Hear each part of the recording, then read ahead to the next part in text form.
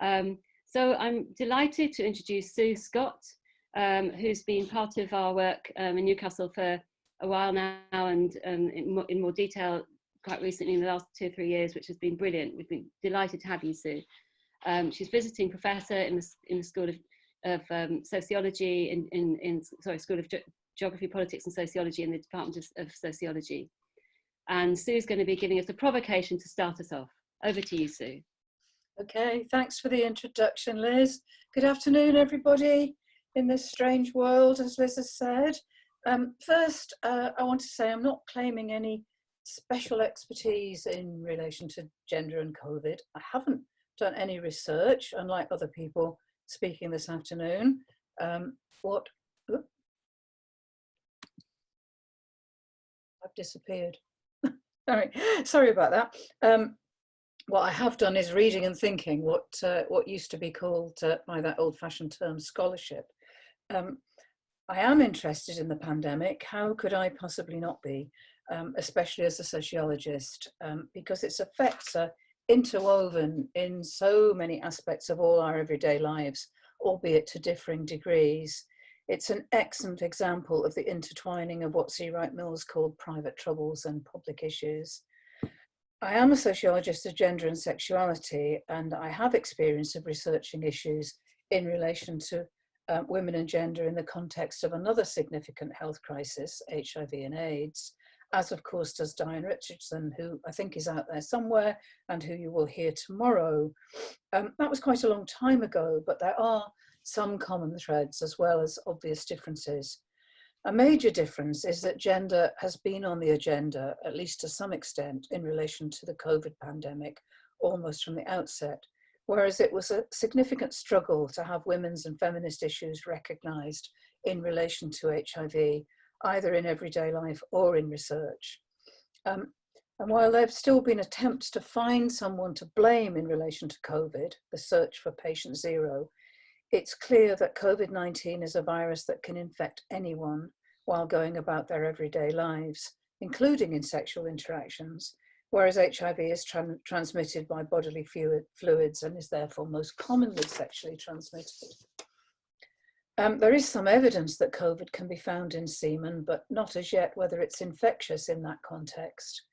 But given how infectious it is generally, having sex with an infected person is clearly high risk anyway. And that kind of reminds me of having glandular fever as a 14-year-old, which was described as the kissing disease. I just want to make 2 more points in relation to HIV and COVID. The first is that in relation to HIV/AIDS, social science research was absolutely crucial to understanding both risk behaviours and risk anxiety in the wider population in the early stages, and also to understanding the implications of the illness for those affected. We are now living with HIV rather than mostly expecting to die from it. And it may well be that in the long run, living with COVID-19 endemic in the population is what happens. So there's more to be learned there. Currently, however, we're all vulnerable to infection, but the ways in which we're affected, whether infected or not, is not equal. Initially, discussions of gender focused on the higher male death rate, as well as the fact that older people were more likely to die. However, what has become increasingly clear is that BME women and men in the UK are significantly more likely to be severely affected and to die. It's important to remember this, as everything I go on to say about COVID-19 in relation to women is underpinned by its intersectional effects and the ways in which these are exacerbated by inequality and deprivation. Also, while the death rate for men continues to be higher, we know that women, while living longer in general, are likely to have reduced quality of later life due to health problems, and therefore the longer term effects of COVID on older women or those with comorbidities could be very important. We are, however, also hearing an increasing number of stories about the way in which the effects of the virus continue over time and the longer term damage that it can cause. So obviously people dying is the most awful thing at the moment, but there could be other long-term issues that we know not what of yet. What I want to focus on now quickly are the gendered effects of the management of the pandemic in the UK, if management is indeed the best word, and to go on to outline some of the ways in which we as researchers and as a university community can engage with these issues. The majority of experts and politicians, those making decisions, are as ever men, whereas the key workers on the ground are in the main women. On the news, we see men in suits and occasionally t-shirts giving advice from the safety of their home studies and on podiums, while women with insufficient PPE tell us what it is like on the ground. We're regaled with military slogans and the language of combat when much of the caring work is intimate and personal and nothing like a war. We're told that the virus will be beaten by the vaccine, which will surely come, but it may not. We still have no vaccine for HIV, and COVID may turn out to be a more chronic condition for some of those infected and need to be managed by drugs for those in the acute stage. We will hear from other speakers about some key findings and research issues, and here I'll just skim the surface of the balance of negatives and some positives. We know that for many women, COVID is just one more issue in a sea of challenges and inequalities. And it may not even seem like the most pressing for some, especially for those in poverty or who have urgent care issues to deal with, and this needs to be acknowledged. So issues in relation to the spreading of risk are not equal either. From an early stage in lockdown, attention and some extra funding was given to domestic abuse and the increase in reported incidents, rising up to 50%. And the number of charges and cautions up by 24% by the middle of May. We need to focus on what this can teach us about all aspects of this issue and to work as gender researchers to ensure it doesn't become less visible after lockdown ends. We know that more women have been furloughed than men because more women work in the areas that have been closed down. And it is also crucial to understand what will happen as jobs are cut. The closure or near closure of many businesses will have a significant effect on these women-dominated work areas. Flight attendants, tour operators, sales assistants, hotel cleaners, hairdressers, etc. are often already in precarious jobs and will probably not be paid or entitled to sick leave. We must discuss this within this and other universities in relation to such vulnerable staff. We know that more women have caring responsibilities for elderly relatives and for family members who are ill or living with a disability, and that the complexities of COVID have increased the pressures on them and those they care for. We also know that women who are now working from home, this has two sides, with a potentially positive increase in flexibility and freedom from commuting, set against the increased pressures of children and partners at home and the gender expectations which are heightened. All of this, as well as the lack of face-to-face support and friendship from colleagues, and the tendency for Zoom meetings to be dominated to an even greater extent by the most confident and those with the loudest voices. Women are reporting doing even more of the domestic work, and up to 50% of more of the homeschooling than their male partners. And of course, single mothers will be doing 100% of the domestic work and homeschooling. There is also a risk that women will feel and be seen as responsible if their children are not keeping up with lessons. Nothing new there then.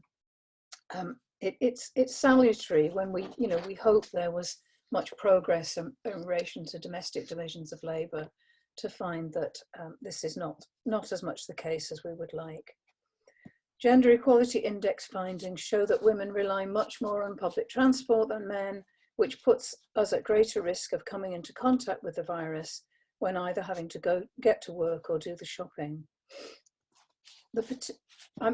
As someone who's worked particularly with young people in relation to risk-taking behaviour, I'm interested in the particular pressures on older teenagers and young people, and think this is something we need to know more about. If the view from my window is anything to go by, young men in Newcastle have decided that lockdown is over. Is this going to increase the pressure on young women to take risks to meet up on the street? There's been some discussion about freedom from sexual pressure experienced by women in the context of lockdown. But is this counterbalanced by digitally based forms of pressure? We'll hear more about dating later on, so I'll say no more about that now. All of the above areas are those where more ongoing research is needed, and there's a need for more population level sex disaggregated data in order to fully understand how women and men are affected by the virus in relation to social, economic aspects, as well as infection rates and outcomes. We also need this data to be joined up and linked to in-depth qualitative studies so that the full complexity of managing the risk of COVID in everyday life can be better understood. And this is something that as gender researchers, we could develop at a local level. So what about something like a Northeast Observatory?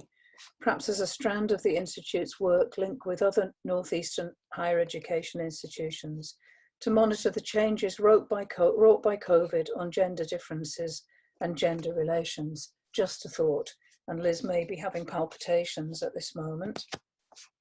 And this brings me to my kind of second key focus. What I want to say is something about the university's approach to COVID and how this might develop. And I'm talking about Newcastle, but it applies to some extent elsewhere. Although unlike some universities, Newcastle has taken a fairly caring approach. In one HEI, academic staff were given 36 hours notice over a weekend to prepare their online classes. And there is evidence that of people being bullied in relation to changes in the activities they need to engage in. Although I haven't had to do it, I can appreciate just how much time online teaching and student support is taking. But we do need to have a wider conversation about the longer term implications of COVID across the university. If ever there was time for defining the university as a community, it is now. And not just an academic community, but one which includes all who work and study in it. I was told recently that on the Monday morning after Mr. Johnson's ramble about going back to work if possible, a number of the university's cleaning staff turned up for work, all women, because they thought they had to. Also, a number of male professors who wanted to get into their offices and laboratories turned up and were disgruntled when they were told that this wasn't possible. I think that says quite a lot about gender divisions in universities. The university will be facing a challenging situation with reduced fee income and other losses and costs.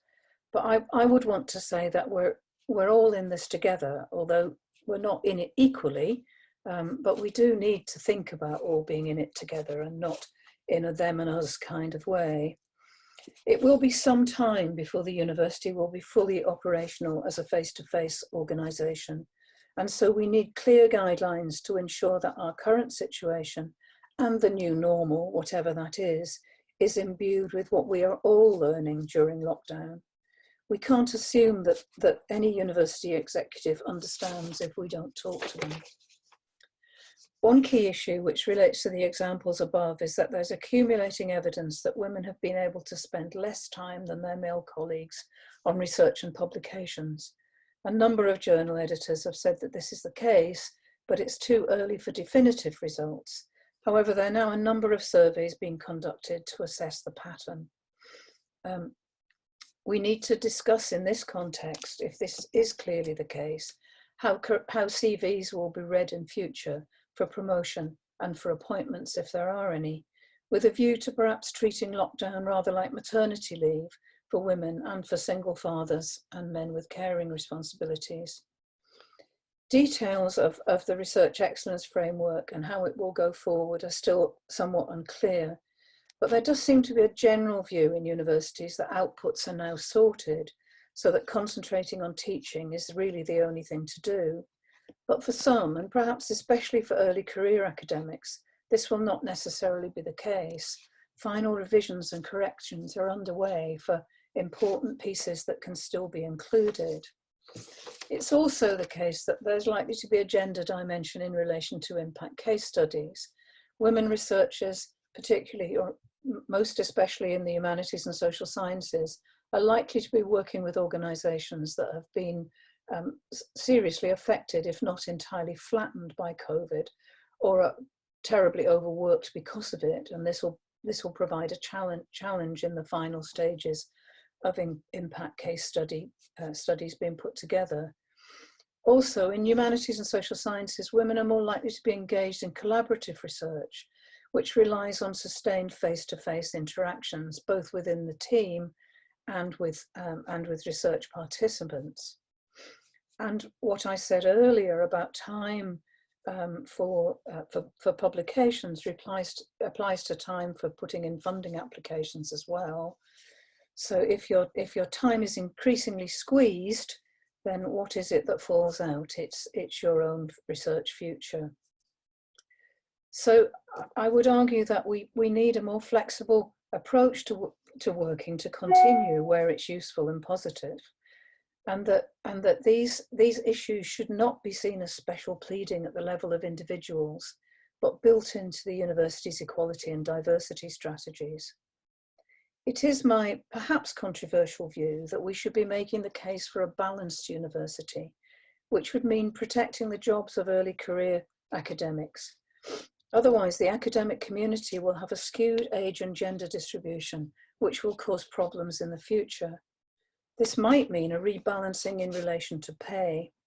Paying professors, and this would inevitably mean male professors, less, would potentially mean more job security for early career academics. There will probably need to be cutbacks, but we need to argue for a gender audit in relation to any such plans. Universities are currently falling between two stools, not in the private sector and therefore not in receipt of subsidies, and no longer fully public bodies, and they could pay a high price as a result of this increased marketisation. The Russell Group in general has a strategy for survival which shows little care for the sector as a whole. But if Newcastle University is to continue to fulfil its role as a civic university, with the city and its communities at its heart, it needs to look beyond the Russell Group and draw strength from the commitment and collaborative efforts of academic, professional and support staff, which COVID-19 has brought to the fore. I would like to see, just finally now, I would like to see us as gender scholars engaging in research and collaboration to ensure that the university's commitment, whichever one it is we're in, to working for diversity and against discrimination is redoubled, and that it takes to its heart the following maxim. If this university is a good place to work, in any role, or to study as a Black woman, then it is a good place for everybody to be. Thank you. Thank you very much indeed, Sue. That was really brilliant. I mean, you just covered so many different things. I'm just going to start my video here. Thank you. So you've just covered everything. There's so many things to think of there. All the possible aspects of impact on society. Think about the university. Observatory, that's a fantastic idea. Yes, I did think, oh my God, another idea from Sue, which is great. I love your ideas. But that's, yes, and then there's lots of people out there from other universities here. So it would be good to hear from you, because maybe we could work with you. Some of you guys who've come along today could be the start of this. Now, there are a few questions coming up, and I'm speaking a bit to enable some of those questions to come, but I'm going to start with the first question that came up, because it was, I think it's a really good one as well. And that was from Michael Richardson. And Michael's asking, and I think this relates to your comment about young men that you're seeing hanging around. And yes, I see a few of those as well. But and Michael's comment is, I wonder how helpful it is to purport that certain groups are seeing lockdown is over. In this case, young men. But this could be seen as risky in other contexts if we're just saying that, you know, we're noticing these groups out of, you know, in one context, and maybe we're not seeing other contexts. For example, the way that Black Lives Matter protesters have also been criticised in some quarters. A kind of divide and conquer approach that lets off the senior government figures, for example. And I know also some young people I know where the police came up to them the other day and they were absolutely doing nothing wrong. They were not they were 2 meters apart and everything, that police went up to them and said, it's all your fault, it's all your fault. So we have to be careful. So over to you, Sue. What do you think of that? No, I don't disagree with that, really. Maybe I didn't make it quite clear. I mean, the point I'm really trying to make is that the way people deal with risk is very variable depending on what else they're dealing with in the rest of their lives. And I find it perfectly understandable that young people want to be out and not be locked up and locked down. So it's not a lack of sympathy there. It's really and yes, I absolutely accept that people involved in public jobs get let off, and the police come and chase young men who are gathering together away. It was really a more gendered point, in a sense. It's not necessarily that it's surprising or wrong, but that it does seem to be, in the context I'm looking at, young men who are out there and not young women claiming public space. And then I wondered what that might mean, and pressures might be on young women. So I think it is really difficult. So just as some women have made decisions about not locking down to the extent that others of us have, because they've got responsibilities that they think take priority, for young people, getting on with their lives might take priority. Absolutely. No, totally. Yeah, we totally agree. I'm just going to ask you one further question, and that is from Rachel. And that's, how positive do you think it is that women's caring responsibilities at home are now being made public in a way that would be unthinkable 20 or 30 years ago? And does this have potentially negative as well as positive consequences? Yeah, it's a knotty one, isn't it? It always has been, in a way. We want that work to be valued, but we don't want it to be seen as something that totally defines us. So yes, I think that's something that actually needs to be explored in perhaps in a new way in this context, because it's kind of an extension of is it an extension of heroism to be doing that sort of caring work, or is it something that's totally taken for granted, just that it's kind of accepted as a traditional role once again? So it's thank you very much and get on with it. So it needs to be valued, but not just regarded as a tradition. I mean, if it could be paid, that would be a fantastic amazing step. Well, that has its complexities as well. I mean, I think that's where perhaps we would agree about a basic income rather than wages for work. Yeah, absolutely. We're going to need to move on. So thank you very, very much indeed. I'm going to clap because this is amazing. Thank you, Sue, very much indeed, Sue. This is very weird because we'd all be clapping at this point, and this is kind of the strange thing, the kind of ritual of these kind of events.